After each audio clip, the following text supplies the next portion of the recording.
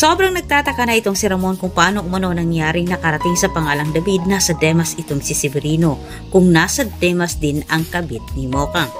Ang bukod tanging sinabihan lang umano niya sa kanyang pinapagawa ni Severino, si Olga, Don Julio at si Tanggol, David. Ngunit ang pinakapagtataka para kay Ramon kung bakit umano nagkataon na nangyari ito kay Severino nang umuwi din itong si Tanggol sa Demas, David. Naisip ni Ramon na may ahas umano sa loob ng kanyang grupo at sospecha naman ni Ramon malapit umano ito sa kanila.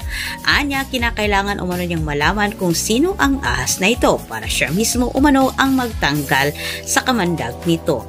Samantala, dahil sa impormasyong pinalabas nga ni Rigor na mali, lumalabas na si Edwin ang tumira kay Severino at nang nalaman din ito sa dalawang tauhan ni Ramon, agad nila itong ipinarating kay Ramon. Ngunit sa kasamang palad, hindi rin naniniwala itong si Ramon. Gawa ng isang pangalan lang ang nakatatak sa kanyang isip, walang iba kundi itong si David dahil din sa pagsigaw ito ni Severino.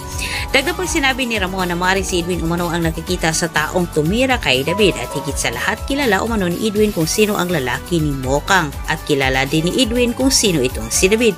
Kaya lalong ginaganahan itong si Ramon na kailangan umano nilang makita itong si David sa lalong madaling panahon.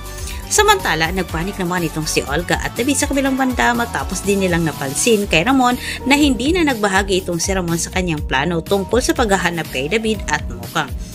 Kinabahan itong si Olga, anya parang naaamoy na umano ni Ramon ang kanyang pinagagawa. Ngunit kampante naman itong si David na wala umano silang dapat ipangamba dahil maaring nakalimutan na umano ito ni Ramon ang paghanap kay Mokang gawa ng nakatuon ang atensyon ni Ramon sa bago nilang negosyo.